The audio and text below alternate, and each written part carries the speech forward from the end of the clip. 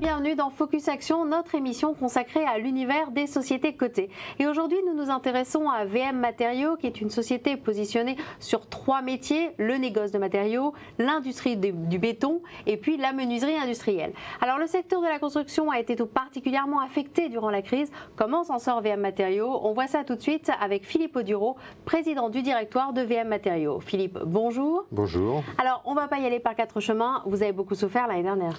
Oui, on a souffert, le marché du bâtiment a été perturbé. Pour autant, on voit déjà les premiers signes de reprise avec des mises en chantier qui commencent à redémarrer. Mais une vraie reprise, ça va continuer?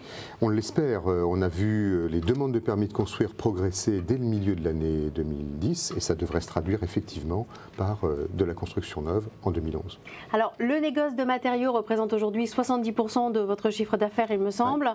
Alors, est-ce que cette branche est appelée à devenir de moins en moins importante au profit d'autres sous-secteurs qui sont avec des taux de croissance plus importants? Je pense notamment à la menuiserie industrielle ou pas?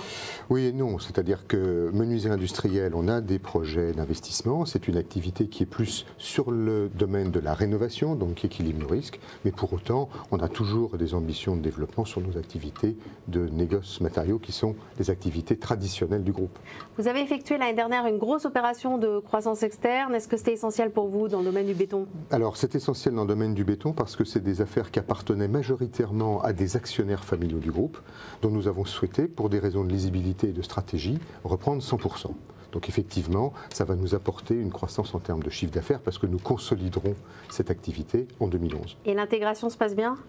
C'était déjà des affaires que nous gérions nous-mêmes, donc on n'a pas de souci d'intégration. Par contre, ça va ouvrir de nouveaux projets de développement et d'investissement sur ces activités. Mais pour l'instant, ça a pesé sur le résultat opérationnel courant. Disons qu'on a constaté la plus-value latente que nous avions dans les titres de ces activités. Au 31/12/2011, c'est pas un résultat récurrent. Par contre, on va travailler maintenant pour développer ces branches. Et ça a aussi affecté votre endettement ? En partie, mais nous avons fait une bonne partie de l'opération sous forme d'échange de titres, une autre partie qui s'étalera dans le temps.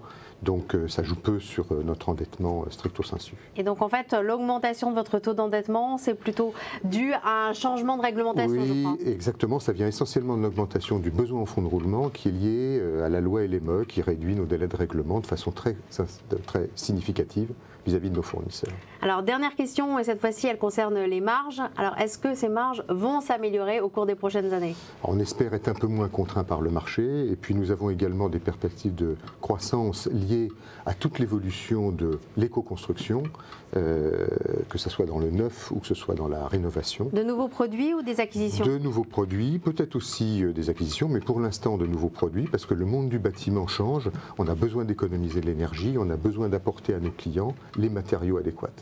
Philippe, merci. Donc apparemment, VM Matériaux devrait profiter de la reprise dans le secteur de la construction et puis aussi du lancement de nouveaux produits pour VM Matériaux. Je vous remercie de nous avoir suivis et à très bientôt.